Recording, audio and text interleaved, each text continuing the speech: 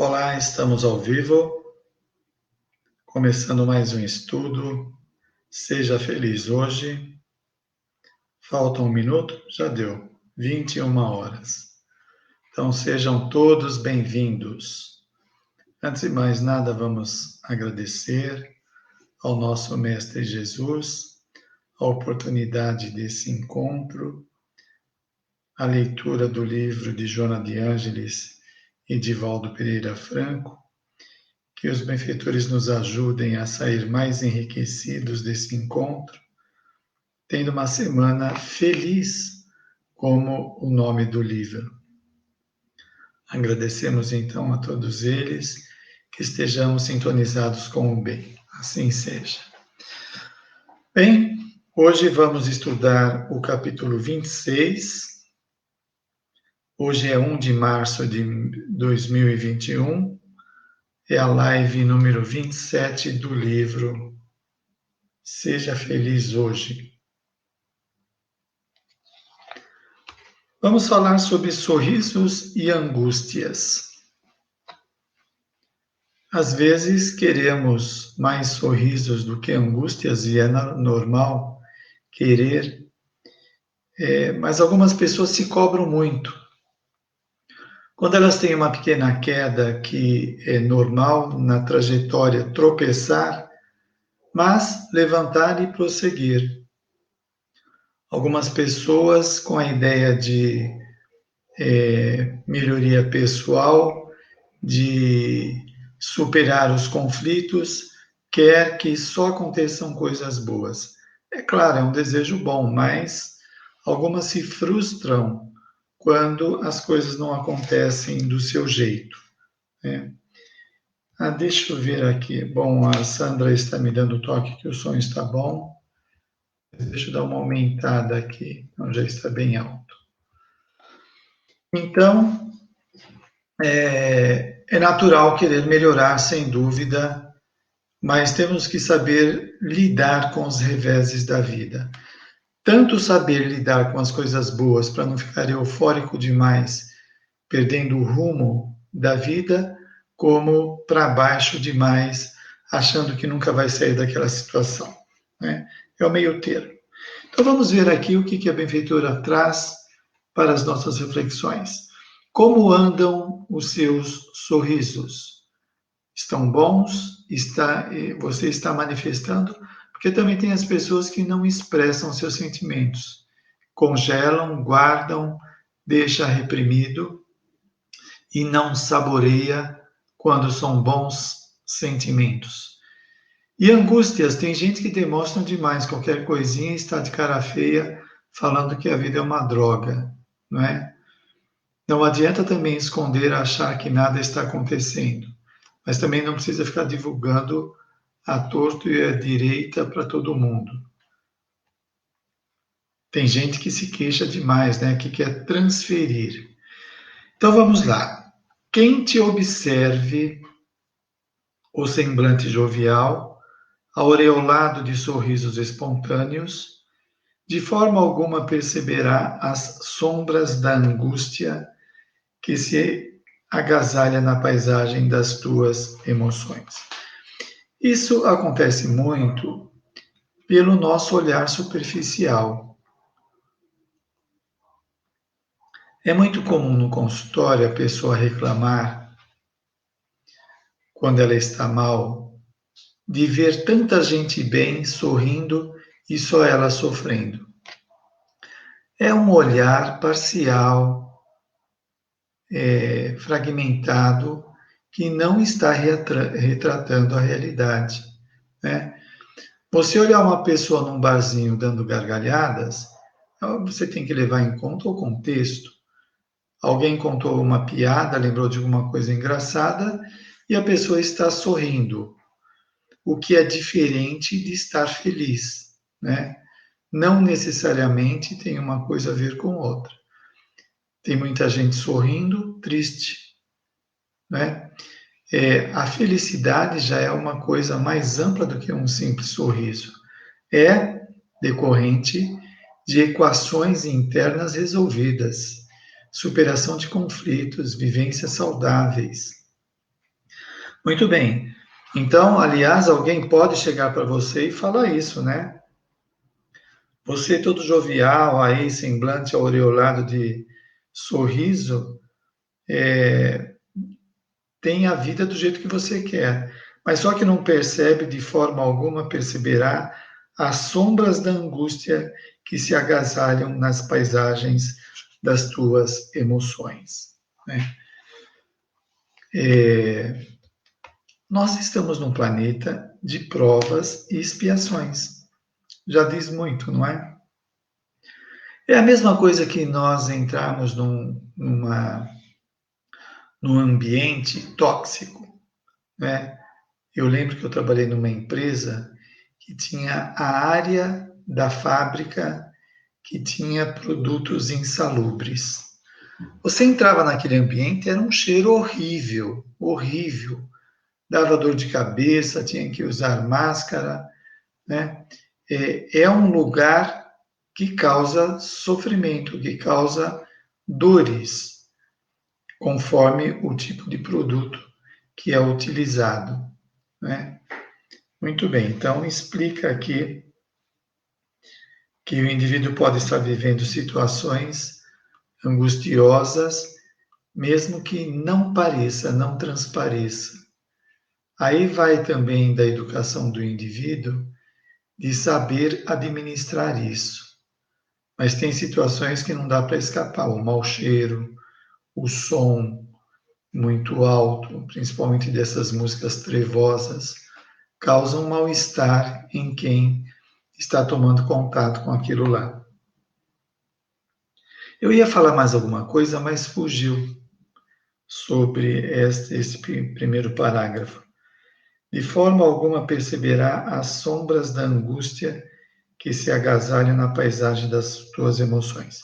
Você vê um amigo no ambiente de trabalho, levando bem a sua tarefa, conversando com os outros conforme precisa, mas não tem ideia do que ela enfrenta em sua casa, às vezes um parente doente, uma pessoa difícil, né? Então, aí vem a inteligência emocional. O indivíduo está mal em casa ou no ambiente de trabalho, em casa consegue disfarçar. O controle emocional é o indivíduo não se deixar abater totalmente pela situação. Ele está mal, mas ele se esforça para estar bem, para não ficar demonstrando, né? Quando nós recebemos uma visita, encontramos uma pessoa que é bacana, tal, que gostamos, nós não vamos jogar em cima dela os nossos tormentos. Mesmo que estejamos mal, a gente se esforça para nos apresentar bem, jovial, alegre, comunicativo. É um esforço. Alguns, os neuróticos, vão dizer: ah, mas isso é uma mentira, isso é estar mostrando uma coisa que não está acontecendo. Você está mentindo. Não. O indivíduo está se esforçando para educar as suas emoções. Ele é um ser racional e não um animal que se rende aos seus instintos, né? Então é bem diferente. E nós precisamos nos esforçar assim. Por quê? Até para adquirir forças, capacidades de enfrentamentos de situações, nós precisamos desenvolver essa capacidade. Senão, qualquer coisinha a gente anda de cara amarrada, assustando o mundo. Muito bem. A maneira como expressas alegria não deixa lugar para os conflitos que te asfixiam interiormente, fazendo-te sofrer quando a sós, né? É a mesma coisa. Se nós ficamos detidos apenas naquele tormento, naquela situação ruim, nós vamos ficar atormentados a maior parte do tempo. A vida, que é uma escola fantástica, tem a sua diversidade para que nós cultivemos a a diversidade. Tem um outro nome que eu queria usar, que é a polivalência, né? Não se deter apenas num aspecto. Então, você está triste porque brigou com o seu patrão. Tá bom. Você fica ensimesmado naquele momento desagradável, mas quando você vai almoçar com os amigos, você não precisa atormentá-los com a sua queixa. Você se esforça para interagir com eles, para fazer a sua refeição, para dar uma volta no quarteirão depois do almoço, para espairecer, e não precisa ficar detido, senão ficamos doentes. Eu sei que, né, eu também passo por isso, todos nós passamos por isso. Muitas vezes a gente sai resmungando, sai ruminando daquela conversa com a pessoa difícil e ficamos, às vezes, 1 hora, 2 horas, 2 dias, uma semana, mas a sugestão é de aprender a mudar o comportamento. Aí vem o exercício que vai fortalecer a capacidade de superação e também vai acionar a coragem, a vontade de enfrentar o que está acontecendo. Agora, nós brigamos, não vamos mais sorrir?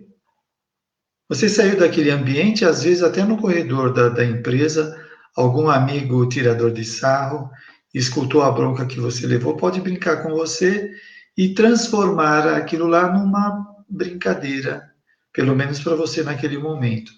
Uma coisa mais leve do que se atormentar, porque tem gente que se atormenta, sai na hora do almoço, vai no bar, toma uma bebida, sai do trabalho à noite, enche a cara, chega em casa brigando com todo mundo, porque não elaborou aquela discussão, não resolveu internamente.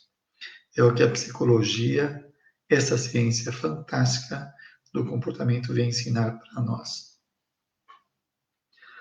A aura de bem-estar que te envolve demonstra que navegas sobre águas calmas, quando experimentas o mar revolto nos sentimentos íntimos.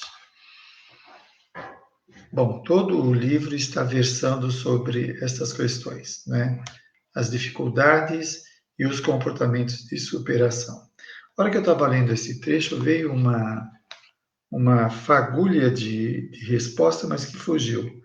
A aura de bem-estar que te envolve demonstra que navegas sobre águas calmas, quando experimentas o mar revolto nos sentimentos íntimos. Sim, são as pessoas que dizem que o indivíduo que não assume o seu sentimento é mentiroso, é uma pessoa falsa, está enganando os outros, está simulando uma coisa que não está acontecendo, né? Então você veja, a leitura que esta pessoa faz é uma projeção dos seus conflitos. Ela não sabe lidar com flexibilidade. Então ela acha que tudo é só de um jeito. Ela não tem flexibilidade de mudar o comportamento, de agir de modo diferente, né? Ela acha que nós temos que ser verdadeiros. Mas o que é ser verdadeiro? Contar uma coisa para alguém que pode levá-la à depressão ou ao suicídio? Isso é ser verdadeiro? E o que é ser verdadeiro consigo mesmo? Expressar o mau humor, o tormento que está se vivendo diante de uma situação para se tornar uma pessoa desagradável no meio social? Ou mesmo em casa, assustando os filhos com mau humor? Isso é ser verdadeiro? A proposta é mudança de comportamento.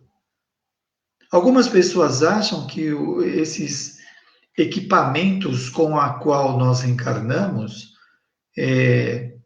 as emoções, as ideias, já estão prontas e acabadas, não pode mais mexer nelas. Se eu sou triste, tenho que ficar sempre triste. Se eu sou eufórico, tenho que ser sempre eufórico. Se eu sou assertivo, tenho que ser sempre assertivo, né? Então, o indivíduo que está mal-humorado tem que expressar o mau humor, senão ele é falso. Não, se ele é uma pessoa que quer crescer, e acredito que todos nós queremos crescer, porque nós estamos no planeta para isso. Nós vamos corrigir os nossos erros, vamos superar as nossas deficiências, vamos desenvolver novas capacidades, né? O indivíduo entra numa escola para quê? Para ficar na mesma, para ser uma mesmice a sua vida? Não, ele entra para progredir, para ampliar os seus conhecimentos, para ter domínios sobre áreas desconhecidas. E nós precisamos fazer isso conosco. Então está lá, a aura de bem-estar que te envolves. Olha só, gente, o esforço que isso exige. Eu estou chateado e angustiado. Eu me esforço para manter uma aura positiva, de bons amigos, de bons amigos, né? É um esforço. Esse esforço me fortalece. Não é uma coisa em glória, em vão, né? Não é um esforço para nada, não, é para muita coisa. Porque quanto mais forte eu vou ficando nos enfrentamentos das minhas emoções e das minhas ideias, mais domínio eu tenho sobre mim mesmo. Não é bacana isso? Não é legal nos percebermos como protagonistas? Deixa eu me enquadrar aqui. Protagonistas, somos os autores principais da nossa transformação. Autores e atores. Esforça-te, olha só, por expressar júbilo e simpatia, mesmo que sob evocações traumáticas e sombras densas. Sabe o que acontece quando nós nos detemos nestes traumas? Nós nos viciamos no sofrimento. Nos comprazemos, temos prazer de sofrer. E conseguimos nos convencer de que somos sofredores e que não tem jeito. Então, houve todo um empenho para a pessoa aprender a se tornar infeliz. Ela se esforçou, ela lembra dos momentos desagradáveis, ela fabrica na sua mente as imagens de sofrimento e ela consegue se tornar uma chata, uma sofredora, que só ela acha que sofre. Vamos pegar a vacina, já que nós estamos em tempos de falar de vacina. Olha só. Esforça-te, esta é a vacina, para sair do tormento. Esforça-te por expressar júbilo e simpatia. Eu levei uma bronca ou briguei em casa, mas eu tenho saúde, eu tenho amizade, eu creio na misericórdia de Deus, eu creio nos ensinamentos de Jesus, eu tenho motivos para júbilo. Eu tenho motivos para simpatia com os outros. Isto faz com que o indivíduo, com o passar do tempo, ele vai tendo cada vez mais domínio sobre si mesmo. Vou te dar um exemplo. Quantas vezes nós vemos nos livros de André Luiz e Manuel Filomeno de Miranda eles fazerem socorro nas regiões inferiores? Quando eles chegam lá, eles são provocados pelos malfeitores através de provocações diversas, xingamento, ameaça, eles atiram objetos, energias, e os benfeitores intrépidos, sem tremer, concentrados, pensamento no bem, não se desvia uma fagulha com as provocações. Onde você acha que foi adquirido esta concentração, este autodomínio? São nessas experiências que estamos citando. Então, veja bem, se eles caem na provocação, vai ser uma bagunça danada, né? Nunca acontece, porque quem vai lá é bem preparado. Mas olha só a vacina. Esforça-te. Quando eu me esforço para ter um bom ânimo mesmo numa situação difícil, eu estou acionando potenciais, capacidades que vão se fortalecer. E olha, isso estampa nos outros, impregna, impacta os outros de uma forma extraordinária. O indivíduo foi provocado, humilhado e mostra uma grandeza moral invencível. Isto fica. Aquele que é briguento, que já sai no braço, ninguém vai lembrar dele. E provavelmente ele vai ficar com a cara toda amarrotada. E este que tem valor moral não se deixa abater, porque aquelas provocações, aquelas situações difíceis são passageiras, são doenças, são coisas que não merecem tanto cuidado como damos. Então, esforça-te. Por exemplo, hoje você saiu do trabalho, brigou com alguém e está pensando, bom, e amanhã como vai ser? Você pode planejar isso agora, como propõe a Gestalt terapia, quando o indivíduo ensaia o que ele vai fazer, né, no laboratório mental. Bom, eu estava pensando em amanhã chegar lá no ambiente de trabalho, nem olhar para a cara dele e fazer as minhas coisas. Você pode ensaiar se vendo, cumprimentando e falando, e aí, beleza, tudo bem? Bom dia, como vai? Tudo bem? Esquece aquilo que aconteceu antes. Então, em vez de eu cultivar o azedume, que me azeda, eu cultivo o perdão, que me eleva. Qual que é melhor? Se eu não perdoar, eu vou passar o dia brigando mentalmente com a pessoa. E vou bombardear as minhas células, os meus órgãos, meu sistema sanguíneo, ósseo, a se atormentar, a ficar doente. É isso que nós queremos? Essa é a inteligência evolutiva que alcançamos?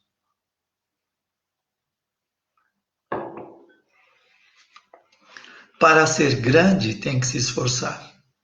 Ninguém não tem privilégio. Não tem privilégio.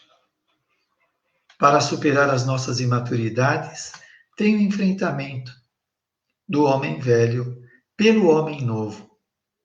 Não é? Gente, como nós fazemos mal para nós mesmos? Nós nos bombardeamos, ficamos ruminando ideias absurdas, ficando doente. Tem uma colocação aqui de Joana de Ângeles, nesse capítulo mesmo. Olha só, eu vou falar, vou adiantar porque é muito bacana. Diz ela: muda o hábito da reflexão nas mazelas, reabilitando-te pelo trabalho edificante. Olha só, muda o hábito da reflexão nas mazelas. Para de pensar em besteira. Para de ficar brigando mentalmente com os outros, não vale a pena. Não vale a pena para a nossa saúde e para a saúde do planeta. Nós temos que ver isso como aula, uma aula que aprendemos, uma aula de provocação. Como reagimos diante dessa aula? Nós vamos no centro, tomamos passe, falamos da reforma íntima, tudo bom, e continua. Mas se nós não nos modificarmos, nós vamos ficar dependentes sempre de alguém. Alguém sempre vai ter que dar um jeito na gente. O que não vai conseguir, porque só existe autotransformação. Ninguém vai transformar a gente. Muitos amigos te invejam a existência tranquila e formosa, sem saberem das turbações que te sacodem e do desespero que às vezes pensas não mais poder ocultar. É que a pessoa pega um pedaço da vida do indivíduo, né? Aqui, eles vão pegar um pedaço do indivíduo tranquilo. Então, de repente, ele está lá no centro espírita, sentado no café, com as pernas cruzadas, tomando um café, alguém entra e fala, olha lá, que vida boa, né? Como diz aqui, uma existência tranquila.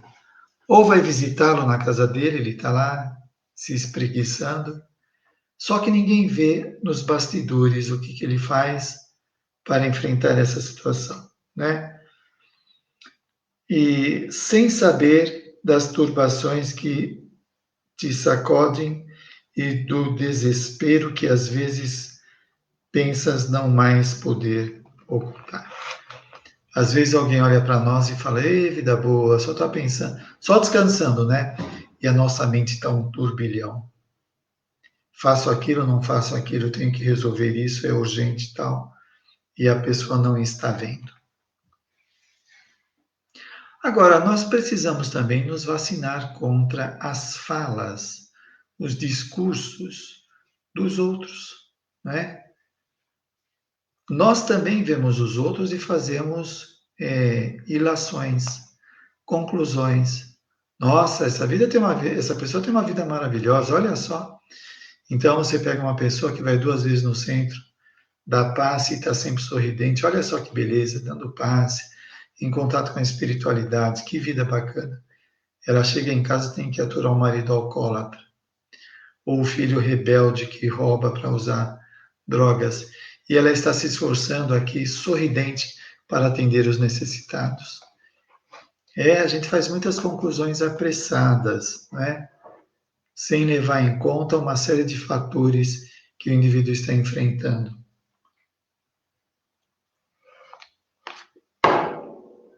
Desculpe, gasguei.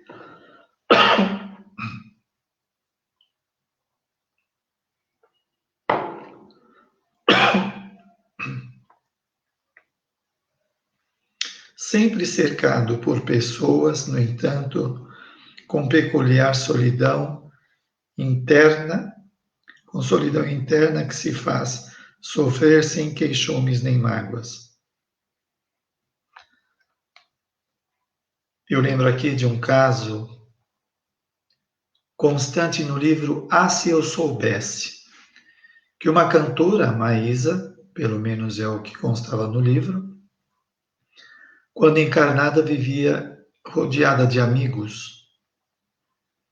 E no livro diz que ela não dava importância. Quando ela desencarnou, ficou um período andando a esmo, sem encontrar ninguém. Aí ela foi se dar conta da importância das amizades que tinha e não dava importância. Então, diz aqui, sempre cercado por pessoas, no entanto, com peculiar solidão interna que se faz sofrer sem queixumes nem mágoa. Eu pego um gancho da psicologia positiva, que o indivíduo que está rodeado de pessoas aprenda a saborear ou a usufruir destas amizades. Porque o indivíduo tem a capacidade de estar junto de pessoas. Isto é bom, porque tem gente que tem fobia. Então, você tem esta capacidade, aproveita esta oportunidade de estar junto com as pessoas. Mas quantos daqueles amigos que estão conosco, cercado de pessoas que passam por solidão? Sai daquele ambiente amistoso, amigo, chega em casa e se sente só. Mesmo morando com família, se sente só, né? De alguma forma, nós talvez possamos ajudar. Ajudar como? Escutando, puxando assunto, né? Porque às vezes a pessoa está fixada, né, em algum tormento de se sentir só, por exemplo, e quando ela é arrancada, entre aspas, ou distraída da situação, ela pode se distanciar e se recompor. O caminho de todo lutador do bem é áspero e de acesso difícil, em razão dos desafios que surgem em cada trecho da jornada. Quando nós vemos uma pessoa que admiramos e falamos, olha que beleza, né? Que comportamento, que atitude diante da vida. Ou uma pessoa que tem facilidade de fazer alguma coisa, de formar amigos, de dirigir uma empresa, de fazer um bolo, mas quanto o indivíduo pagou em termos de tempo, de treinamento, para chegar naquela capacidade? Quando refletimos sobre um espírito iluminado, quanto tempo ele levou para chegar naquele estado de iluminação? Quantas encarnações? Um gênio, por exemplo, quantas encarnações ele levou para desenvolver vários conhecimentos? Ele teve que penar, ele teve que se debruçar em cima dos livros, das pesquisas, dos laboratórios, das palestras, das viagens, dos contatos com professores, para se gabaritar na área que ele tem domínio.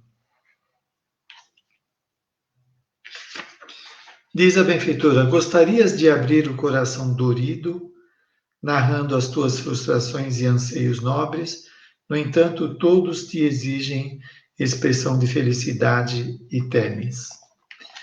Isso acontece bastante, né? É como se algumas pessoas não tivessem o direito de sofrer, sem chance para se queixar. Logo vem alguém dizendo, mas você não sabe da minha história, você não sabe da minha vida. Você é feliz, você está casada, ou tem um emprego, ou é bonita, ou é forte, ou tem saúde. A gente sempre arranja alguns adjetivos para dizer das qualidades da pessoa em comparação a nós. Então, muitas vezes você gostaria de se abrir, falar das suas frustrações e anseios, no entanto, todos te exigem expressão de felicidade e temes. Agora, veja, depende do nível de evolução do indivíduo, pode ser uma faca de dois gumes. Pode fazer com que o indivíduo cresça, porque ele não tem espaço para se queixar. Ou ele pode neurotizar a coisa, reprimir sentimentos que vão deixá-lo doente. Depende de como essa personalidade, madura ou imatura, né? Agora, nós temos que tomar cuidado, porque às vezes nós ficamos presos dentro do conceito das pessoas. Se a pessoa acha que você é uma pessoa equilibrada, ela não vai permitir que você tenha quedas, ela vai cobrar. Você, espírita, tendo chilique, você falando palavrão, você discutindo, pronto. O indivíduo está encarcerado dentro das ideias dos outros. Ele não pode ser um ser humano. Ele tem que ser aquilo que os outros esperam dele. A coisa não funciona assim, né? Então, na expectativa dos outros, ela tem que se comportar desse jeito. E ela muitas vezes se vigia para não quebrar, não decepcionar a expectativa dos outros. Nesse sentido, o indivíduo é neurótico, né? Ele tem que se trabalhar para ver aquilo que é bom para ele, aquilo que ele suporta ou não suporta. Um espírito iluminado, ele provavelmente elabora, ele sabe lidar com a situação sem entrar em conflito, né? O espírito imaturo, ele fica enredado na situação. Ele não consegue sair daquilo lá. Então, por exemplo, às vezes uma mulher no meio familiar é concebida como uma santa. Você não pode paquerar qualquer um, você não pode sair e ficar na ficação, né? Beijos, abraços, apertos. Não, mulher direita, mulher da minha família não faz isso. Então ela fica encarcerada dentro de uma expectativa do grupo familiar. Muitas vezes tem uma vida infeliz, porque ela sempre busca atender tais expectativas e não expressa os seus desejos, os seus interesses de pessoa que tem sonhos também. É a mesma coisa o filho e mesmo a filha, que tem que ser o inteligente, tem que ser o esperto. Às vezes tem um filho que todos esperam que sejam doente. Aliás, a psicologia da família nomeia a pessoa da família onde todo mundo descarrega as suas doenças como PI, paciente identificado. Então, a família vive sadia porque joga toda a doença em cima de alguém. Então, extravasa, ele tem que carregar o peso da família. Vamos lá. És forte e abnegado, mas é também humano. És também humano. Nós não podemos perder a nossa humanidade. Não é?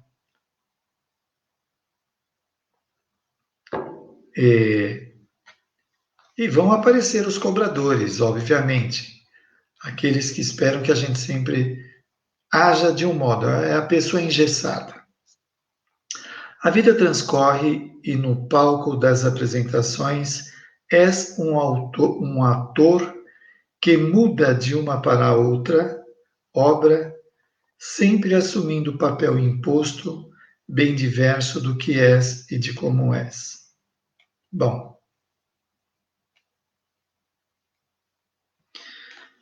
são os papéis sociais. Quando você está no ambiente de trabalho, o que se espera de você é que seja um gestor competente e que tenha o papel de gestor, que planeja as coisas como vão funcionar na empresa, que admite funcionários, que estabelece critérios de funcionamento, etc. Então, você tem o papel de gestor. Em casa, você tem o papel de dois papéis principais, de marido e de pai, ou esposa e mãe, né? Em casa, você não vai usar o mesmo papel que usa na empresa, e nem na empresa usando o papel de casa. Você não vai chegar lá no ambiente de trabalho e tratar o seu funcionário como filho. Ô, filhão, que é isso? Não, não, faz assim, faz daquele jeito. Não. Por favor, fulano, faça isso ou faça aquilo. É o papel do gestor. Muito bem. E nós temos que ter flexibilidade para lidar com os papéis. Então, quando nós estamos no centro espírita, o papel é de fraternidade. Eu não vou vestir o papel de gestor lá, mandando, olha, agora é você que vai dar passe, levanta e vai entrevistar. Não, isso não comporta, no centro espírita não comporta esse tipo de papel. É um papel de solidariedade, de fraternidade, amistoso, a gente diria irmãos em doutrina, né? Confrades, como se diz. Então, por favor, fulano, você pode dar passe em tal pessoa? Você pode fazer tal entrevista? Então, muda o papel. Algumas pessoas, os neuróticos, eles vão dizer que é falsidade. Ah, como você pode num lugar se comportar de um jeito e em outro lugar de outro modo? É porque o ambiente pede. E o Jung falava que a flexibilidade nesses papéis denota saúde. Aquele que tem um papel fixo, já está falando, o fixo é doente, é mórbido, vai se comportar em todos os lugares do mesmo jeito. Estou falando isso no nosso grau de evolução, né? O espírito superior tem uma dinâmica que nós não conhecemos. Muito bem. A Terra não é um paraíso, nem um presídio, mas um educandário, assinalado por experiências diversas, nas quais se lapidam as imperfeições e se aprimoram as tendências nobres. É uma escola, né? Quando nós estamos na condição de filhos, nós estamos aprendendo esse papel de filho, de obediência, de ser educados, de serem orientados. Quando o indivíduo exerce o papel de pai, ele vai aprender a orientar, a dar direção, a ajudar, etc. Quando o indivíduo faz uma graduação, ele está desenvolvendo qualidades dessa graduação. Na minha área de psicologia, vai frisar os aspectos humanos do comportamento do indivíduo, né? Então, nós vamos aprender várias disciplinas na Terra que vai compor o desenvolvimento do indivíduo, né? Então, pobreza e riqueza são como aulas, onde o indivíduo vai aprender a lidar com os limites, com a falta de dinheiro, e com a riqueza vai aprender a lidar com a abundância, como ele distribui isso, como ele transforma esse dinheiro em educação para os outros ou alimento, né? O indivíduo que está na pobreza, ele vai aprender a lidar com a falta, com o mínimo. Às vezes esbanjou numa vida anterior e agora está aprendendo. Todas as áreas são aprendizados para a melhoria do indivíduo.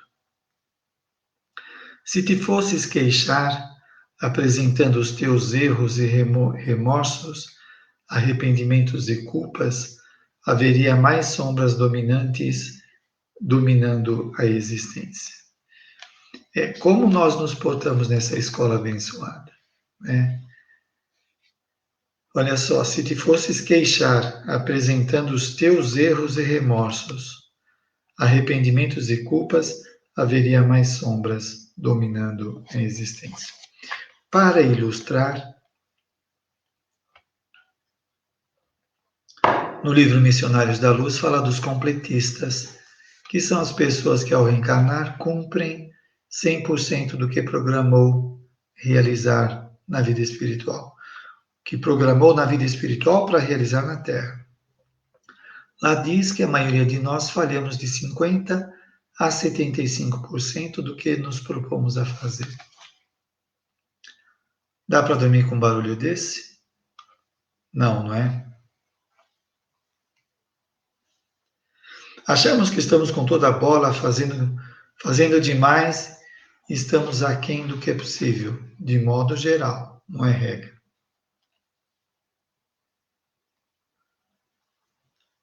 Autoacusações ou apontamentos pessimistas não contribuem para melhorar a situação do aprendiz da evolução.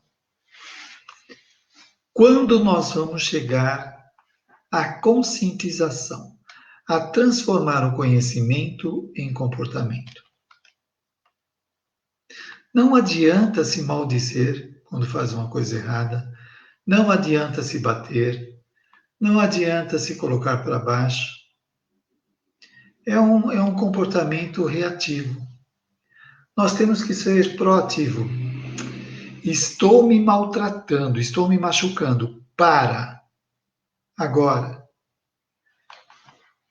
Por exemplo, você está comendo demais, daqui a pouco começa a sentir dor na barriga, de estômago cheio. Você vai continuar comendo? Não, você tem que falar para você, não, para de comer. Né? É cessar aquilo que está prejudicando. Olha só, autoacusações ou apontamentos pessimistas não contribuem para melhorar a situação do aprendiz da evolução, né? Então, é perceber o erro e corrigir e melhorar. Trabalhando-se a mente para recuperar-se, diluindo os clichês negativos arquivados, os clichês negativos arquivados, ressumando a miúde, vindo à baila a miúde, logram-se renovação e disposições saudáveis.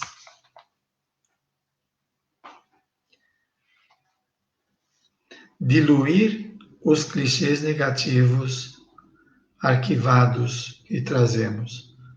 Por exemplo, nasci para sofrer. A vida não tem sentido. Ninguém gosta de mim. As mulheres são todas iguais, os homens são todos iguais. diluir esses clichês atormentadores, superar. Afirmam os neurocientistas que o pensamento, quando quando produz uma ideia, imprime-a na corrente sanguínea durante 90 segundos. Que interessante. Quando sejas assaltado pelo pessimismo, pelo desespero, pelos fantasmas dos teus erros e culpas, acessa o hemisfério esquerdo e deixa que passe esse período e vencerás a impressão perturbadora. O lado esquerdo está, deixa-me ver aqui, o lado esquerdo está ligado à criatividade e o direito à criatividade e o esquerdo ao racional. Então, racionalizar, isso está falando do cérebro, né? O lado direito e o lado esquerdo. Olha só, afirmam os neurocientistas que o pensamento, quando usa uma ideia, imprime-a na corrente sanguínea durante 90 segundos. Que ideias nós estamos elaborando que vão ficar impregnadas no nosso sistema sanguíneo? Quando sejas assaltado pelo pessimismo, pelo desespero, pelos fantasmas dos teus erros e culpas, acessa o hemisfério esquerdo e deixa que passe esse período e vencerás as impressões perturbadoras. Reflita com ponderação. A vontade desempenha um papel relevante no processo existencial, que tem que ser cultivada, exercitada, para que possa se fortalecer e ajudar o indivíduo nas suas decisões, o que ele quer ou não fazer. Cada qual pode conquistar a plenitude, esforçando-se e insistindo sem desânimo. Quanto tempo investimos no nosso crescimento? Olha só. Cada qual pode conquistar a plenitude. A plenitude. Quanto tempo passamos investindo na nossa melhoria? Meditando, lendo, fazendo curso, vendo vídeos, vendo filmes interessantes, conversas sadias. O que nós fazemos para melhorar? Quando vejas o êxito de alguém, tem certeza que um preço especial foi-lhe exigido. Então, alguns costumam dizer: nossa, essa pessoa nasceu com dom para isto. Como se ela fosse brindada, sorteada para receber uma gratuidade. Olha, toma um dom da voz. Agora você vai ser um cantor extraordinário. É um dom. Não, o dom é treino. A gente dá o nome de dom para uma coisa que foi muito sacrificial. Não, vamos mudar a palavra. Foi de muito esforço para a pessoa. Quantas encarnações o Pavarotti treinou a sua voz para ser um cantor desse quilate? Quantas encarnações o Einstein esteve envolvido com a matemática, a física, para chegar aonde chegou? Quantas encarnações uma mulher tem para desenvolver a capacidade de cuidar de consciências como mãe? Quantas encarnações? Quantos filhos ela carregou no colo? Quantos abraços, quantos beijos, quantos auxílios, quantas doações, quantas renúncias ela pagou para ter esta capacidade. Ninguém consegue o conhecimento e a iluminação sem um imenso contributo de esforço e de abnegação. Agora, algumas pessoas às vezes são pessimistas, né? Nossa, mas eu vou ter que me esforçar tanto. Bom, isso está mostrando um pouco de conflito da personalidade, talvez preguiçosa, omissa, imatura, né? Infantil. Porque se ele sabe que ele pode melhorar a sua condição, ele começa a entender a vida, ele começa a entender o significado da vida, ele começa a acessar outras energias, estados mais elevados de consciência, onde a vida se torna bela, feliz, pelas experiências que ela obtém, né? Então, qual é o problema? O indivíduo quer o quê? Ele quer um atalho? Ele quer desencarnar e reencarnar sábio? Como? Sem experiência, como que vai ser sábio? Então, deixa eu voltar aqui. Gostaria de abrir o coração dorido? Não, não é aqui.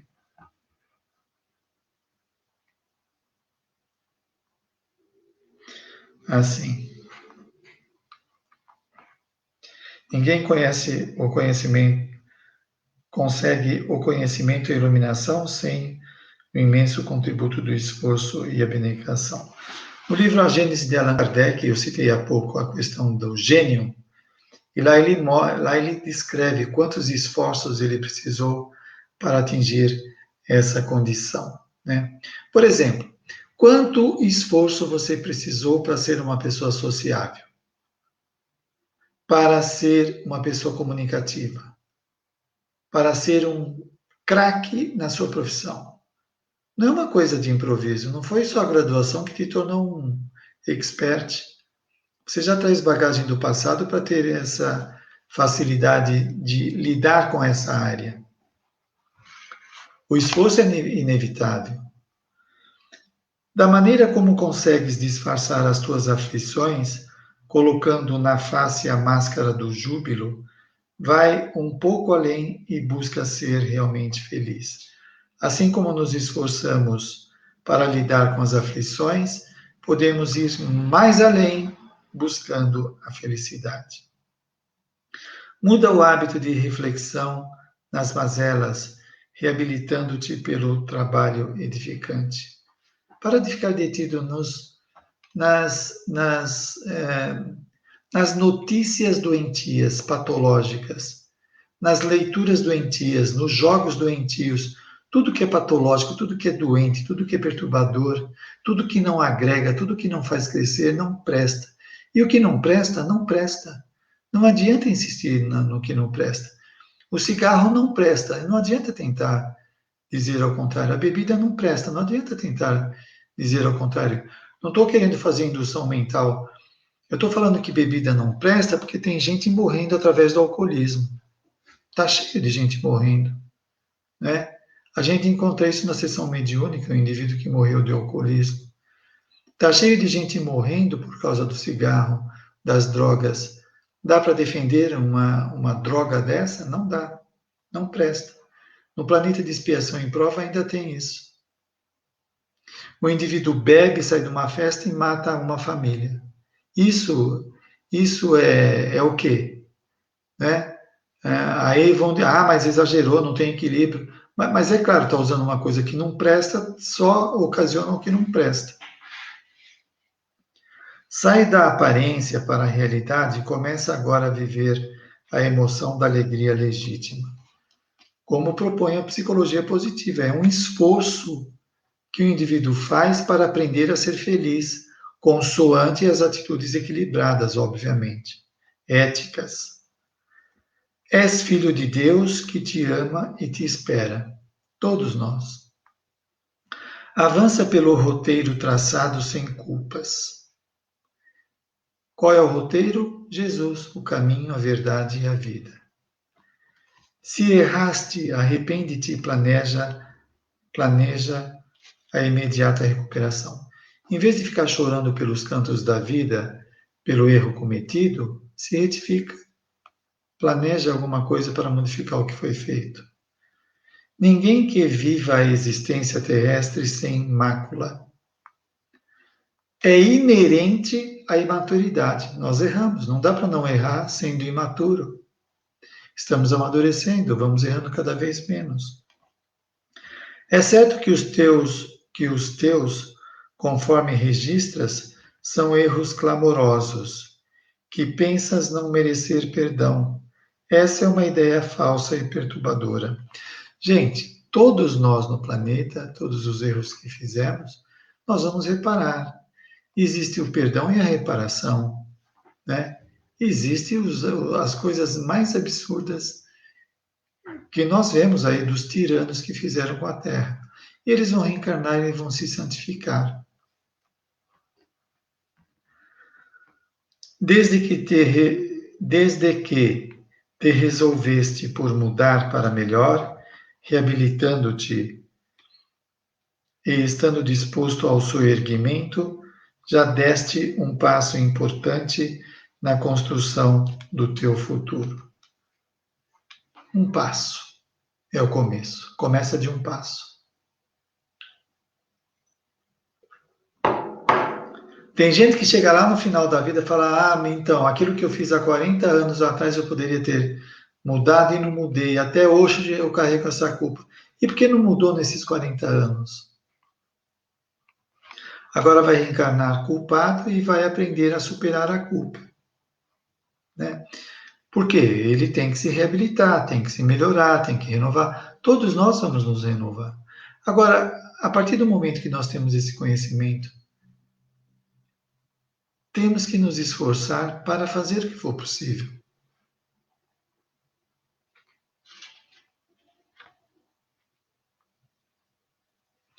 A sombra mais densa é vencida por delicado raio de luz de um pirilampo. A doutrina de Jesus é tecida com os fios sublimes do amor e da compaixão. Toda ela está subordinada às leis de justiça, mas de misericórdia também. Misericórdia, não é só justiça. É tecida a doutrina de Jesus de amor e de compaixão.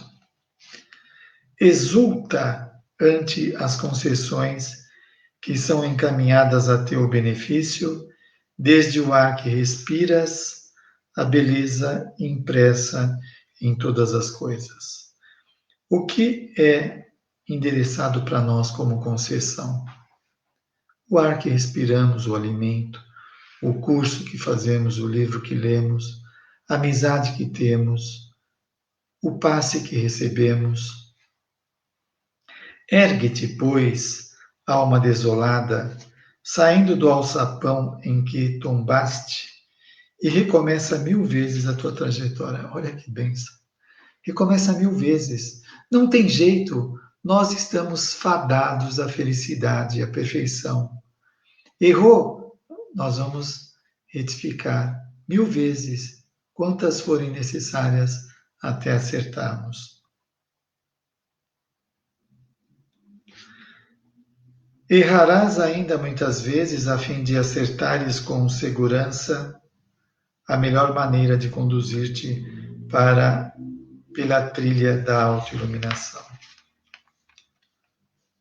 A gente até brinca, né, e fala: vou fazer uma profecia, você ainda vai errar muitas vezes. Enquanto nós não adquirimos maturidade, nós erramos para aprender. Não é aqui a apologia ao erro, não é isso. É uma coisa da condição do indivíduo. Não invejes aquele que já transpuseram os umbrais por onde transitas. Eles souberam vencer os impedimentos e avançaram com decisão, sem olhar para trás. Nós aprendemos com aqueles que estão na vanguarda a como nos caminhar. Não adianta ficar com inveja do estado que eles estão. Isso não melhora a nossa condição. Temos que tê-los como modelo. Olha que bacana, eles conseguiram, fizeram isso, fizeram aquilo. Aliás, presta atenção. A maioria dos espíritos do bem que reencarnam, ajudando o progresso da humanidade, sempre estiveram fazendo o bem. é um modelo. Quando venças as provas e expiações que te burilarão, estarás como o diamante que brilha, não mais te recordando dos golpes que sofreu durante a lapidação. Não mais lembramos dos períodos anteriores de lapidação, né? Ama a vida e recupera a alegria real para que o teu seja o sorriso de plenitude, contaminando todos com as bênçãos do júbilo. Você já reparou como é bacana ver alguém sorrir? Como é animador? Como é contagiante? Quando alguém abre um sorriso, como facilita a comunicação, a aproximação? Pensa em vencer os torpes estados d'alma, aureolando-te de paz e esparzindo a paz, né? Então, olha só, pensa em vencer os torpes estados da alma, a culpa, o remorso, vence através da paz do amor. Conheces a palavra do Senhor, que ora te felicita, portanto, não lamentes e exulta de contentamento. Exulta. Aquele exercício que estávamos falando, exercitar o bom ânimo, a alegria. Torna-te instrumento da felicidade e ajuda os teus irmãos da amargura e da depressão. Este conhecimento do Espiritismo é precioso. Nós nos curamos ajudando o outro. Melhoramos ajudando o outro. Olha só. Torna-te instrumento da felicidade e ajuda os teus irmãos da amargura e da depressão. Bacana, não é? Poderás fazê-lo se o desejares sinceramente. Pondo Jesus em teu pensamento e em teus atos, os espinhos que te ferem florescerão sem mais afligir-te. Com Jesus em nosso pensamento, não teremos mais esses espinhos. Muito bem, o que nós vemos com isso? Que está em nossas mãos a busca desse aperfeiçoamento, desta melhoria. Ter essa consciência já gera um grau de conhecimento, de entendimento do que está acontecendo, não é? Nós vemos como aluno dessa escola abençoada, aprendendo várias disciplinas de relacionamentos interpessoais, de contato com a sociedade, de contato consigo mesmo, desenvolvendo qualidades, superando defeitos, né? E melhorando incessantemente. Nós podemos fazer isso. É preciso aprender a fazer uma leitura das dificuldades, dos empeços, dos inimigos, dos amigos. Uma leitura mais ampla que o Espiritismo vem mostrar, não é? E não apenas uma visão predatória de uns contra os outros, de uma sociedade capitalista que atormenta as pessoas, fazendo elas perderem a identidade por causa de dinheiro, emprego, etc, etc. Tudo isso pode fazer parte do nosso crescimento, mas a finalidade da vida é maior do que isso. Isso faz parte dos tropeços, faz parte das imaturidades, faz parte da falta de experiência, né? À medida que nós vamos evoluindo, estas questões vão sendo equacionadas, porque a mente se amplia e sai da visão estreita do egoísmo, do egocentrismo, do orgulho, da vaidade, etc., dos interesses rasteiros, e as pessoas começam a se preocupar com os outros, e não apenas em querer puxar o tapete, ter promoção em cima do cadáver do outro. Isso faz parte de maturidade que nós vamos superar. a bondade vai eclodindo, vai se ampliando cada vez mais com o nosso comportamento ético-moral. Bom, gente, chegamos ao fim. Agradeço a todos vocês que estão ligados nesse estudo. Que Deus abençoe a todos. Que possamos, com Jesus, ter uma semana abençoada. Que os nossos mentores nos ajudem no equilíbrio, a lidar com as situações da vida.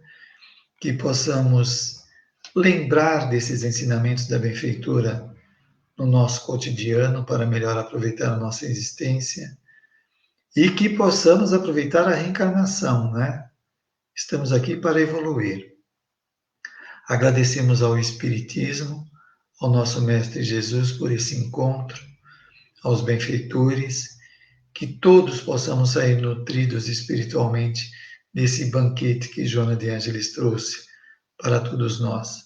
E nós vibramos boas energias para aqueles que estão sofrendo como encarnados diante dessa pandemia, aqueles que estão doentes, ameaçados, aqueles que perderam parentes ou amigos. E também pedimos para abençoar aqueles que estão passando pelo desemprego, pelas necessidades de alimentação, moradia, aos desencarnados que também sofrem por conta dessas mudanças que estão havendo no planeta, que todos sejam socorridos pelos benfeitores do amor. Assim seja. Boa semana e até o próximo encontro.